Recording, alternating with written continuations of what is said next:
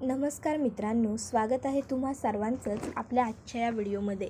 आजच्या आपल्या या व्हिडिओमध्ये आपण जाण तुझं आणि थोडं माझं या मालिकेच्या आजच्या भागाचे लेटेस्ट त्याचबरोबर इंटरेस्टिंग अपडेट. त्यामुळे पटापट व्हिडिओला लाईक तसेच चॅनलला सबस्क्राईब करून बेल आयकॉन प्रेस करा, जेणेकरून तुम्हाला पुढच्या प्रत्येक व्हिडिओचं नोटिफिकेशन मिळत जाईल आणि सर्व व्हिडिओंचा आनंद हा अगदी उत्तम पद्धतीने घेता येईल. चला तर मग मित्रांनो, अजिबात वेळ वाया न घालवता सुरुवात करूया आपल्या आजच्या या व्हिडिओला. तर आतापर्यंत आपण असं पाहतोय की मानसीला पोलिसांनी जेलमध्ये घातलेलं आहे आणि तिच्या विरोधात स्टेटमेंट देण्यासाठी गायत्री उपस्थित राहिली आहे. आणि गायत्रीने असं स्टेटमेंट दिलं आहे की ही मानसी सनस, हिचे वडील संपतराव सनस यांचा जीव तेजसमुळे गेला असं ह्या मानसीला वाटतंय आणि म्हणून त्याचा सूड उगवण्यासाठी या मानसीने माझ्या सासूबाईंना असं ट्रकच्या खाली धडकून दिलं. हे सगळं हिने बदला घेता यावा यासाठी केलं होतं. आता गायत्रीने पोलिसांसमोर असं स्टेटमेंट दिल्याच्यानंतर पोलीससुद्धा गायत्रीचंच मत खरं मानतात आणि म्हणत असतात, अच्छा म्हणजे यांच्याकडे इथे त्यांच्या सासूबाईंना मारण्यासाठी काहीतरी कारण होतं तर, आणि म्हणूनच यांनी तसं केलेलं आहे. त्याबरोबर मानसी ही आता म्हणत असते, अहो नाही हो साहेब, मी असं काही नाही केलेलं, प्लीज विश्वास ठेवा माझ्यावरती, ऐकून घ्या माझं, मी का करू असं? सुनंदा मावशींच्या बाबतीत मी असा चुकीचा विचारही नाही करू शकत. त्याबरोबर तेजससुद्धा म्हणायला लागतो, बास झाला वहिनी आता. नाही, काय करताय तुम्ही? कळतंय का तुमचं तुम्हाला तरी? अहो तिकडे आई हॉस्पिटलमध्ये आहे, तिचं ऑपरेशन सुरू आहे, इथे लकीचाम तुरुंगात आहेत आणि तुम्हाला आतासुद्धा गेमा सुचत आहेत का? कसला गेमा करताय हो तुम्ही आत्ता? त्याबरोबर लगेचच गायत्री म्हणते, मी गेम करते? मी? अरे काय गरज आहे मला? अहो साहेब, मी खरं सांगते, उलट तुम्हाला ह्या मानसीला वाटत होतं की हिच्या वडिलांचा जीव ह्या तेजसने घेतला आहे म्हणून तिने बदला घेण्यासाठी हे सगळं केलं. अहो हा तेजस आला होता ना तुमच्याकडे सुद्धा गुन्ह्याची कबुली द्यायला वगैरे, मग तुम्हाला ते सगळं माहीत आहे, तुम्ही होतात त्यावेळेस. त्याबरोबर तेजस म्हणत असतो, साहेब मी आलो होतो, मला मान्य आहे, पण त्यावेळेस लकी चांपनी इथे येऊन तुम्हाला सांगितलं होतं की यातलं काहीही मी केलेलं नाही आहे. साहेब प्लीज हे बघा, विश्वास ठेवा माझ्यावरती, मी हात जोडतो तुमच्यासमोर, ऐकून घ्या एकदा माझं, नका विश्वास ठेवूया वहिनींवरती, या खोटं बोलतायत सरळ सरळ. त्याबरोबर लगेचच आता इन्स्पेक्टर साहेब म्हणायला लागतात की हवालदार स्टेटमेंट लिहून घ्या यांचं. गायत्री मॅडम तुम्ही तुमचं स्टेटमेंट द्या. नशीब गायत्री मॅडम सांगायला आल्या म्हणून आम्हाला सत्य तरी कळालं, नाहीतर आम्हाला काही कळालंच नसतं. मग गायत्री तिचं स्टेटमेंट हे पोलिसांना लिहून देते. आता गायत्रीला पुढे पोलीस स्टेटमेंट पुढे सही करायला लावतात. गायत्री सही करते आणि तिला मनात आठवतं ते म्हणजे तिने मानसीला फिनिशिंग स्कूलचं सर्टिफिकेट सही करून दिली होती आणि तिने ते फाडून टाकलं होतं. त्यानंतर आता गायत्री एक विकृत पद्धतीचं हास्य करते आणि लगेचच इन्स्पेक्टर साहेबांकडे येऊन भोळा चेहरा करत म्हणायला लागते, बरं साहेब मग आता मी निघू का? कारण काय आहे ना, हॉस्पिटलमध्ये माझ्या सासूबाईंचं ऑपरेशन सुरू आहे, तिकडे कोणीच नाही आहे आणि तिथे माझी गरज लागू शकते. आता घरातली मी एकटीच सून आहे ना, मला जावं लागेल. हां, जर इथे काही गरज लागली तर मला बोलवा, मी हजर होईन. आणि मग एवढं बोलून ती तिकडनं जात असते. इतक्यात मानसी गायत्रीला हाक मारते आणि म्हणत असते, वहिनी जर तुम्हाला वाटतंय ना की हे सगळं मी केलं आहे तर होऊ दे मला फाशी, शिक्षा होऊ दे मला, काही हरकत नाही, पण एक गोष्ट लक्षात ठेवा, मी माझ्या माणसांना काही होऊ देणार नाही. तुम्ही हे सगळं का करताय ना, हे मी शोधून काढेनच. त्याबरोबर गायत्री ही मानसीला म्हणत असते, शोधून काढण्यासाठी तुला पहिलं तुरुंगाच्या बाहेर सुटावं लागेल ना, आणि आता ते शक्य नाही आहे. कारण काय आहे ना, वेळ, नियती आणि सासूबाई तिन्ही गोष्टी माझ्या बाजूने आहेत, त्यामुळे सॉरी. आणि मग आता गायत्री ही लगेचच तिकडनं जायला लागते. आता खरं तर मित्रांनो, हे सगळं काही गायत्री आणि रणजितने मिळून केलेलं आहे, हे सगळं तर आपल्याला माहीत आहे. तर दुसरीकडे तेजस हा आता इन्स्पेक्टर साहेबांना म्हणत असतो की हे बघा साहेब, माझ्या बायकोने खरंच काही केलेलं नाही आहे, तुम्ही सोडा त्यांना. आणि जर तुम्ही गायत्री वहिनीचं स्टेटमेंट घेताय ना, तर मी घरातल्या प्रत्येकाला बोलवतो, तुम्ही सगळ्यांचं स्टेटमेंट घ्या मानसीच्या बाबतीतलं. त्याबरोबर लगेचच आता इन्स्पेक्टर साहेब म्हणत असतात, हे बघा सांगून बोलून असं काही होत नाही, त्यांच्याकडे पुरावे आहेत, तुमच्याकडे जर पुरावे असतील तर तुम्ही ते सादर करा, ठोस पुरावे आणा आणि मग तुमची बायको निर्दोष आहे हे सिद्ध करून त्यांना इकडनं घेऊन जा. त्याबरोबर लगेचच तेजस हा त्या ड्रायव्हरला पकडतो आणि त्याची कॉलर धरून म्हणत असतो, तू केली ना रे कंप्लेंट, तू केली ना, आणि मग तुझ्याकडे काही पुरावा आहे का तुझ्याकडे काही पुरावा, असं म्हणत तो त्याला मारायला लागतो. त्याबरोबर लगेचच हवालदार, इन्स्पेक्टर सगळेजण मध्ये पडतात आणि तेजसला आणि त्या माणसाला सोडवायला लागतात. मानसी ही लॉकअपमधून ओरडत असते, तेजस सोडा त्याला, तेजस सोडा. त्याचबरोबर आता रणजितसुद्धा म्हणतो, तेजस साहेब अहो काय करताय, सोडा त्यांना, सोडा. आणि मग तेजसने त्या माणसाला सोडल्याबरोबर रणजित हा त्याचा हात पकडतो आणि त्याला म्हणत असतो, हे बघा तेजस साहेब, काहीच काळजी करू नका करू काळजी, मी आहे ना, मी काही नाही होऊन देणार मिस मानसीना. मला माहिती आहे की हे सगळं त्यांनी नाही केलेलं, खोटं आहे हे सगळं, म्हणून आपण मिळून सोडू त्यांना. मी वकिलांना बोलावलं आहे, वकील येतील, आपण त्यांचा जामीन करून त्यांना इकडनं सोडून घेऊन जाऊ. आणि मग रणजित हा तिकडनं बाहेर जातो. त्याबरोबर आता लगेचच तेजस हा मानसीकडे येतो आणि मानसीला म्हणत असतो, लकी चाम, त्यावेळेस तुम्ही तिथे होता, आईचा अपघात कसा झाला, नेमकं तिथे काय काय घडलं होतं, प्लीज तुम्ही मला व्यवस्थित सांगा ना, ऐका माझं लकी चाम. पण मानसी तेजसला फक्त एवढंच सांगते, मावशींकडे जा, त्यांची काळजी घ्या, माझी काळजी करू नका.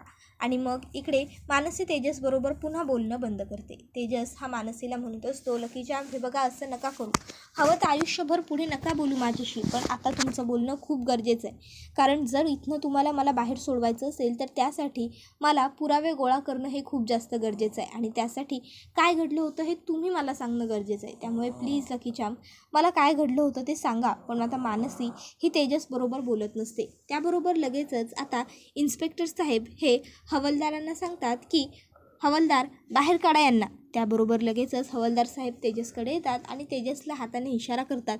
त्याबरोबर तेजसचा नाईलाज होतो आणि तेजसला तिकडनं जावं लागत असतं. आता थोडं पुढे गेल्याच्या नंतर तेजस हा मागे वळून पाहतो तर मानसीसुद्धा मागे वळून पाहते. दोघांनीही सोबत एकमेकाकडे पाहिलेलं असतं, पण मग नंतर पुन्हा एकदा मानसी खाली बघते आणि रडायला लागते. तेजसचाही नाईलाज असतो आणि त्यामुळे तो सुद्धा मानसीकडे पाठ करतो आणि तिकडनं चालायला लागतो. आता खरं तर इकडे तेजसला माहीत आहे की मानसीने काहीही केलेलं नाही आहे आणि त्याने निश्चयही केलेला आहे की तो तिला ह्या सगळ्यातून सोडवून काढणार म्हणजे काढणार. तर दुसरीकडे रणजित हा गायत्रीकडे आलेला असतो आणि तो गायत्रीला म्हणत असतो, हे काय मिस मानसी आतमध्ये किती दिवस राहणार आणि तुम्ही हे काय येऊन स्टेटमेंट दिलं, तुमच्या स्टेटमेंटमुळे केस आता स्ट्रॉंग बनली आहे. त्याबरोबर लगेचच आता इकडे गायत्री म्हणत असते, बनू देत ना, मग काळजी नका करू, सोडू आपण त्या मानसीला, तेजसने एकदा का सह्या केल्या त्या कागदांवरती. त्याबरोबर लगेचच रणजित म्हणत असतो, आणि जर तेजसने सह्या नाही केल्या तर आपण काय करायचं. त्याबरोबर गायत्री म्हणते, अहो मग इथे येऊन भेटा की. आणि मग लगेचच ती हसायला लागते व म्हणते, काळजी नका करू, सोडवणार आपण मानसीला, जेलच्या बाहेर सोडवणार म्हणजे सोडवणारच, फक्त तेजसने त्या कागदपत्रांवरती सह्या करू देत. आणि एकदा का मानसी बाहेर आली की मग थेट ती तुमच्या घरी येणार माप ओलांडून, मग तर झालं. त्याबरोबर लगेचच आता रणजित हा गायत्रीबरोबर बोलत असताना त्याची नजर समोर येत असणाऱ्या तेजसवरती पडते. तेजस त्याला दिसताच लगेचच रणजित नाटक करायला लागतो. हे बघा, लक्षात ठेवा तुम्ही गायत्री मॅडम, तुम्ही जे काही वागलाय ना ते खूप चुकीचं आहे, खूप. आणि मला माहिती आहे मिस मानसी निर्दोष आहेत. आता गायत्रीच्या लक्षात येत नाही की हा असा अचानक का वागतोय बरं. गायत्री जरा आसपास नजर फिरवते, तिलासुद्धा तेजस दिसतो, मग तीसुद्धा नाटकात इन्व्हॉल्व्ह होते. तर इकडे रणजित म्हणत असतो, मी मिस मानसीला काही होऊ देणार नाही, या सगळ्यातनं मी त्यांना सुखरूप बाहेर काढणार म्हणजे काढणार. मी माझ्या वकिलांना बोलवलं आहे, वकील येतीलच आणि मिस मानसीनं या सगळ्यातून सोडवतील, ते त्यांना जामीन मिळवून देतील म्हणजे देतील, बघाच तुम्ही फक्त. त्याबरोबर लगेचच गायत्री म्हणत असते, हे बघा रणजित जहागीरदार, तुमचा वकील काय लायकीचा आहे ना हे मला व्यवस्थित माहीत आहे. गेल्या वेळेस तुम्ही तुमच्या केसमध्ये तुमचा काही संबंधच नव्हता, त्या केसमध्ये तुमच्या वकिलामुळेच तुम्ही एवढे गुंतला होता. मला पण बघायचंच आहे तुम्ही काय करता ते. आणि मग आता ती तिकडनं रागारागात निघून जाते. मग त्या ठिकाणी तेजस येतो.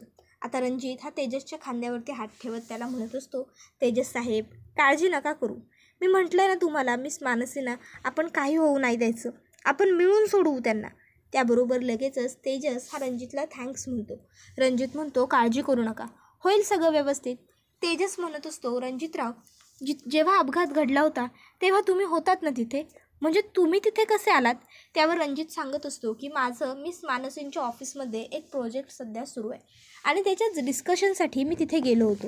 मिस मानसींचं आणि त्यांच्या सासूबाईंचं भांडण माझ्यासमोरच झालं होतं आणि त्यानंतर मिस मानसी त्यांच्या मागोमाग त्यांना समजावायला सुद्धा गेल्या होत्या. पण त्याच्या पुढचं काही घडलं ते मला माहीत नाही, कारण तोपर्यंत मी तिथे नव्हतो. अपघात झाल्यावर मी तिथे पोहोचलो. त्याबरोबर पुढे तेजस म्हणत असतो, पण त्या ड्रायव्हरला हे सगळं कोणीतरी करायला लावलं असणार, कोणीतरी त्याला कंप्लेंट करायला सांगितलं असणार. पण हे सगळं कोणी केलं हे शोधून काढलं पाहिजे. रणजित तेजसला सांगतो की तुम्ही सध्या तुमच्या आईकडे जा, तिथे तुमच्या आईला तुमची जास्त गरज आहे. तर दुसरीकडे मानसी ही तुरुंगातून आता हाका मारून म्हणत असते, साहेब, ओ साहेब, ऐका ना माझं, प्लीज प्लीज साहेब, मला एक फोन करू देत ना. मावशींना ऑपरेशन करून आता शुद्ध आली असेल, मला एकदा विचारू देत ना त्यांची तब्येत कशी आहे वगैरे. त्याबरोबर लगेचच लेडीज कॉन्स्टेबल म्हणायला लागते, गप, आधी तर स्वतःच जीवावर उठायचं आणि नंतर कसा आहे जीव, शुद्ध आली का वगैरे विचारायचं. मुद्दाम करतेस तू ही सगळी नाटकं, तुझी बंद कर, मला माहीत आहे. हे बघ, आता उगाचच्या उगाच ड्रामा करू नकोस. त्याबरोबर मानसी म्हणत असते, मी का खोटं बोलू, मी खोटं नाही बोलत आहे. ओ साहेब प्लीज, अहो तुम्ही तरी ऐका ना माझं, मला एकदा फक्त एक फोन करू देत ना. साहेब प्लीज ऐका ना, एक फोन. पण आता मानसीला सुनंदाची चौकशी विचारण्यासाठी फोन करायचा असतो, पण कोणीच तिचं काहीच ऐकून घ्यायला तयार नसतं, तिला फोन करायला देतच नसतं. तर दुसरीकडे आता गीता ही सुद्धा हॉस्पिटलला पोहोचलेली असते. पोहोचल्या ती पहिले दिनेश दादाकडे येते आणि त्याला विचारते की दिनेश दादा, आता आईची तब्येत कशी आहे. त्यावर दिनेश दादा सांगत असतो की अजून ऑपरेशन सुरू आहे, काही सांगता येत नाही आहे असं डॉक्टरांचं सध्या तरी म्हणणं आहे गं. त्याबरोबर गीता वहिनी म्हणत असते, पण दिनेश दादा, अहो हे सगळं कसं घडलं, एवढा मोठा अपघात आईंचा झालाच कसा, काय होऊन बसलं हे सगळं. त्यावर दिनेश दादा हा सांगत असतो, तू ज्या मुलीला तुझ्या घरामध्ये आश्रय देतेस ना, तिनेच केलं हे सगळं, तिचेच की कर्तृत्व आहे ही. त्याबरोबर लगेचच गीता वहिनी म्हणायला लागते, म्हणजे कोण, मानसी. त्याबरोबर लगेचच इकडे दिनेश दादा बोलतो, हो तिनेच केलं हे सगळं. आता गीता वहिनी पुढे काही बोलणार इतक्यात त्या ठिकाणी तेजस आलेला असतो. आता तेजस हा लगेचच दिनेश दादाला सांगायला लागतो, लकी चांपने यातलं काहीही केलेलं नाही आहे दादा, त्या पूर्णपणे निर्दोष आहेत, उगाचच्या उगाच कसलेही आरोप करू नकोस त्यांच्यावर. अरे आजपर्यंत घरातल्यांसाठी त्यांनी किती काय काय केलं आहे, हे सगळं विसरलास का तू? आज त्यांच्यावरती हे असे आरोप करशील तू, त्यांना पिंजऱ्यात उभं करशील तू. त्याबरोबर लगेचच दिनेश दादा म्हणायला लागतो, हो संपूर्ण जग खोटारडं आणि तुझी बायको तेवढी खरी, हो ना. त्याबरोबर लगेचच इकडे गीता वहिनी ही दिनेश दादा आणि तेजस दोघांनाही म्हणत असते, तुम्ही दोघंही जरा शांत व्हा, हे हॉस्पिटल आहे. तेजस भाऊजी, अहो काय करताय तुम्ही. दिनेश दादा, आहोत किमान तुम्ही तरी शांत व्हा, ऐका ना. त्याबरोबर लगेचच त्या ठिकाणी एक वॉर्डबॉय येतो आणि सांगायला लागतो की काय करताय, हॉस्पिटल आहे हे. त्याबरोबर दिनेश दादा आणि तेजस दोघंही शांत होतात. तेजस तरीही हळूच आवाजात दिनेश दादाला सांगतो, लकी चांपने यातलं काही केलेलं नाही आहे, त्या पूर्णपणे निर्दोष आहेत. त्याबरोबर लगेचच इकडे गीता वहिनी म्हणते, भाऊजी तुम्ही माझ्याबरोबर चला बरं, चला, मला माहिती आहे मानसी निर्दोष आहेत, चला. आणि मग ती तेजसला तिकडनं घेऊन एका दुसऱ्या ठिकाणी येते आणि त्याला तिथे बसायला लावते. तेजसची बसण्याची अजिबात इच्छा नसते. गीता वहिनी जबरदस्तीने त्याला त्या टेबलावरती बसवते आणि म्हणत असते, भाऊजी तुमचं काय सुरू आहे. अहो इथे आई हॉस्पिटलमध्ये आहेत आणि माझा मानसीवर पूर्ण विश्वास आहे. मानसीने काहीही केलं नसणार, पण तरीसुद्धा आता सध्या आपल्याला सांभाळून शांतपणे सगळ्या गोष्टी हाताळाव्या लागणार आहेत. त्यावर लगेचच पुढे ती म्हणत असते, आणि आपण मिळून सोडवू ना मानसीला या सगळ्यातनं. तेजस म्हणत असतो, पण सध्या त्या एकट्या आहेत तिकडे. त्यावर लगेचच पुढे तो गीता वहिनीला विचारतो, वहिनी तू जाशील का गं त्यांच्याकडे, तू बोलशील त्यांच्याशी, त्या माझ्याशी काहीच बोलायला तयार नाही आहेत. त्यावर गीता वहिनी म्हणते, ठीक आहे, मी बोलते मानसीबरोबर, मी जाईन तिकडे. त्याबरोबर पुढे तेजस म्हणत असतो की सांग त्यांना, मी काही होऊ देणार नाही आहे, मी सोडवेन त्यांना, ह्या सगळ्यातून मी त्यांना बाहेर पाडेन. आणि मग तेजस उठून उभा राहतो, स्वतःच्या खिशातलं ते लकी चार्म काढतो आणि गीता वहिनीच्या हातात देत म्हणतो, गीता वहिनी हे घे, हे लकी चार्म, हे मानसीनं दे आणि त्यांना सांग की मी त्यांना फार काळ तुरुंगात राहू देणार नाही, त्यांना मी निर्दोषपणे या सगळ्यातनं बाहेर काढेन म्हणजे काढेन, करशील ना. त्याबरोबर गीता वहिनी ते लकी चार्म हातात घेते आणि तेजसला म्हणते, हो मी नक्की सांगेन. त्यानंतर आता इकडे तेजस हा आईला बघण्यासाठी हा वॉर्डमध्ये आलेला असतो. त्याबरोबर लगेचच दिनेश त्याचा हात पकडतो आणि त्याला म्हणत असतो की नाही या, अजिबात नाही. जो मुलगा माझ्या आईच्या जीवावर उठणाऱ्या मुलीची बाजू घेतो ना, त्याच्यावर माझा काडीभरही विश्वास नाही आहे. त्यामुळे तू माझ्या आईच्या जवळ जायचं नाही. तिची काळजी कशी घ्यायची, काय घ्यायची हे सगळं काही मी बघून घेईन. तुला तिकडे जायची गरज नाही आहे, समजलं. आता दिनेशने असं म्हटल्याबरोबर तेजस हा त्याच्याकडे बघतच राहतो. तर दुसरीकडे आता गीता वहिनी ही मानसीला भेटायला हॉस्पिटलला आलेली असते. ती मानसीच्या गळ्यामध्ये ते लकी चार्मचं लॉकेट घालते. मानसी विचारते की हे लॉकेट ताई तुला कुठे मिळालं? त्याबरोबर लगेचच आता ती सांगत असते, हे लॉकेट मला तेजस भाऊजींनी दिलं आहे. त्याबरोबर आता मात्र मानसी त्याच्याकडे बघतच राहते आणि हा व्हिडिओ इथेच संपतो. मित्रांनो, व्हिडिओला लाईक करा, तसंच चॅनलला सबस्क्राईब करा, बेल आयकॉन प्रेस करा, जेणेकरून तुम्हाला पुढच्या प्रत्येक व्हिडिओचं नोटिफिकेशन मिळत जाईल आणि सर्व व्हिडिओंचा आनंद हा अगदी उत्तम पद्धतीने घेता येईल. चला तर मग मित्रांनो, हा व्हिडिओ इथेच संपवूया. पुढचा व्हिडिओ येईपर्यंत टाटा, बाय बाय, धन्यवाद, टेक केअर.